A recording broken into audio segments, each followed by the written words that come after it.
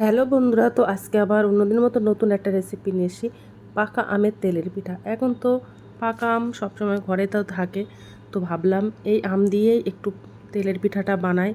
আর এই তেলের পিঠাটা কিন্তু খেতে অসাধারণ। আর দেখো আমাদের গাছের আম, এই 3টে আম দিয়ে আমি তেলের পিঠাটা বানাবো। তো প্রথমে আমগুলো আমি ভালো করে ছিলে নেব। ছিলে একটা মিক্সার গ্রাইন্ডার দিয়ে একটা আমের পাল্প বানিয়ে নেব। তো আমগুলো ছিলে নিয়েছি, এবার মিক্সার গ্রাইন্ডারে দিয়ে মিক্সার করে নেব। নিয়ে একটা তো আমার এই তেলের পিঠাটা বানাতে তো আমার 1 বাটি ময়দার আটা লাগবে,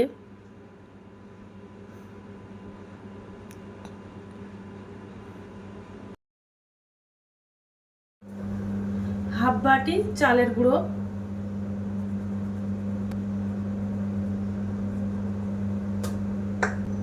আর 50 গ্রাম মতো সুজি,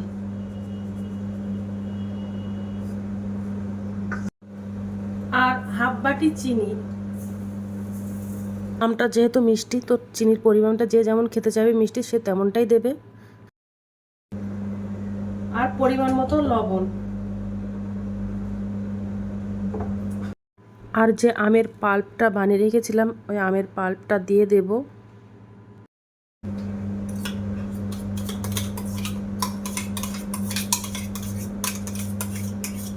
তো এবার এগুলো ভালো করে মিশিয়ে নেব।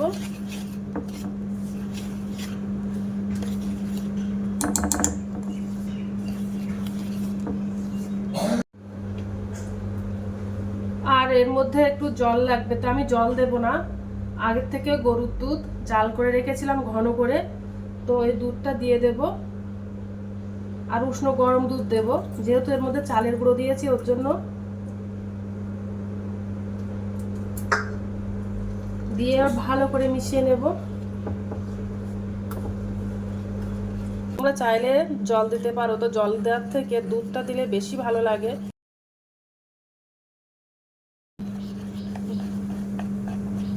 জলটা যখন দেবে তখন উষ্ণ গরম জল দেবে।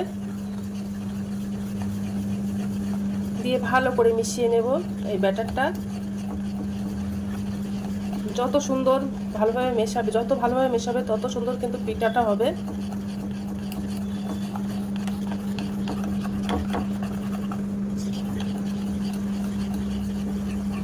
ব্যাটারটা বানানো কমপ্লিট হয়ে গেছে, দেখেছো কত সুন্দর হয়ে গেছে। এবার আমি 10 মিনিটের জন্য রেস্টে রেখে দেবো, কেননা সুজিটা যেন ফুলে যায় তার জন্য। সুজি ঢেকে রেখে দেবো 10 মিনিটের জন্য।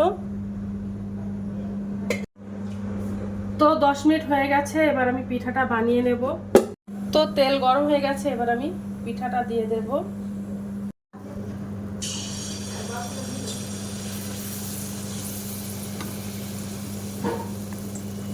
কত সুন্দর ফুলে যাচ্ছে আস্তে আস্তে।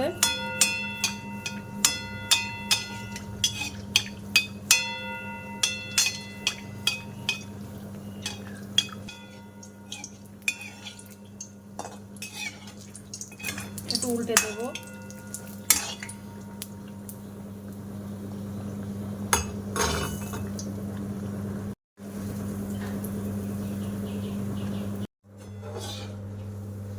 তো আমি বাদ বাকি পিঠাগুলো এইভাবে বানিয়ে নেব।